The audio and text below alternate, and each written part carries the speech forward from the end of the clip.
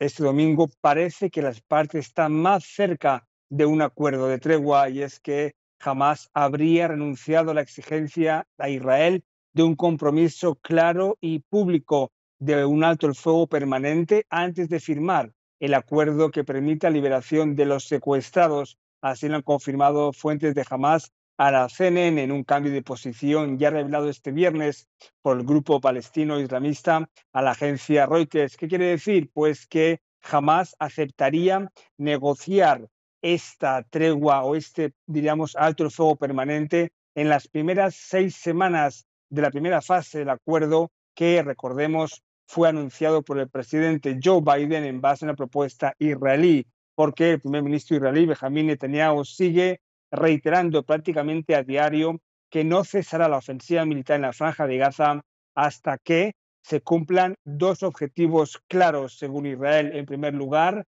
que acabar con las capacidades militares y de gobierno de Hamas en Gaza, y en segundo lugar, liberar a los 120 secuestrados aún en cautiverio de Hamas.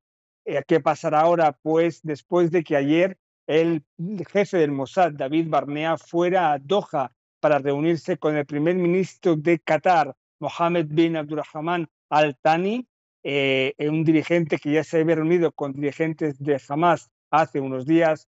La previsión es que esta semana haya una nueva cumbre en el Cairo, y al mismo tiempo el director de la CIA, William Burns, que es el que canaliza las gestiones de Estados Unidos, viaje también a Qatar para intentar este tramo final lograr un acuerdo de tregua. Y al mismo tiempo continúa la ofensiva militar en la franja de Gaza a expensas de este acuerdo, de esta tregua.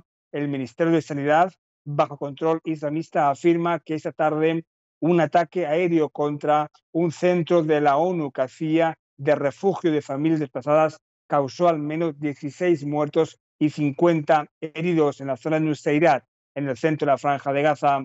El ejército israelí ha replicado que atacó milicianos que estaban operando y escondiéndose en estructuras, en edificios en esa zona de la franja de Gaza, y como decíamos, cumple hoy 9 meses de guerra con un cierto optimismo, pero dada la experiencia de las últimas semanas y meses, un optimismo con mucha cautela. On Saturday, an Israeli attack on the al-Nuseirat refugee camp killed at least 16 Palestinians and wounded dozens more. The Palestinian Ministry of Health in Gaza says the strike hit a United Nations school where displaced Palestinians were taking shelter. Israel claims the area was a hideout for militants who attacked Israeli troops. I just want to warn you, the video we're about to show you does contain some disturbing images. Now, in this video, you can see injured children being taken from an ambulance. Witnesses say the strike hit a playground. We came here running to see the targeted area. We saw bodies of children in pieces. This is a playground. There was a trampoline here. There were swing sets and benders. It shouldn't be like this. These are UN Refugee Agency schools. They should have been safe for us. But it turns out it is not safe. There is no safe place in Gaza. The United Nations Relief and Works Agency says half of its facilities in Gaza have been hit since the war began, and at least 500 people have been sheltering in them have been killed. Thick clouds of sand shroud the road to Rafah. But as the dust settles, the destruction is unmistakable. Flattened homes and bombed-out buildings, Gaza's last refuge devastated by the Israeli military assault on this city.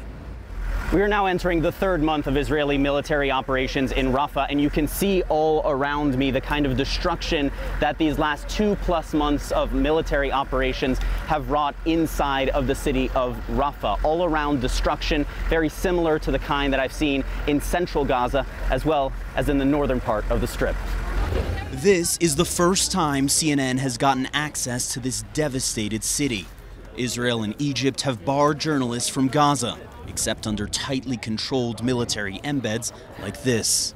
We're working in this area very, very precise, very, very accurate. Unfortunately, the destruction is one to blame, Hamas. The Israeli military says it has killed over 900 Hamas fighters here and believes it is close to defeating the group's Rafah brigade. But the fighting is clearly not over yet. nor is the effort to uncover Hamas's vast network of tunnels in Rafah. This tunnel goes down over 28 meters underneath the ground, as well as along Gaza's border with Egypt. Right behind me here is the Egypt-Gaza border. We are now driving along what is known as the Philadelphia Corridor, a strategic corridor that the Israeli military seized 2 months ago. They say they did so because they believe Hamas was smuggling weapons across from Egypt and then from this area deeper into Gaza. Israeli forces say they have uncovered dozens of tunnel shafts here, but cannot definitively say if any of the tunnels stretching into Egypt were operational. We found dozens like the tunnels that you saw, and we are researching those tunnels carefully, making sure which ones were functional, which ones are not functional anymore because maybe they were, from the Egyptian side, stopped. So will this be the last ground operation then, Rafah? I won't say that because what you will see is when we'll have intelligence that maybe there are hostages, one of the points in Gaza, we will operate. Before leaving Gaza, our convoy drives by what's left of the Gazan side of the Rafah border crossing. Once a lifeline for millions of Palestinians, it now lies in ruins. The Israeli military says it is now facilitating a safe corridor for these trucks to deliver aid to Gaza via Israel's Kerem Shalom crossing. But humanitarian aid groups say the roads are still not safe. And simply not enough aid is getting in as the war rages on.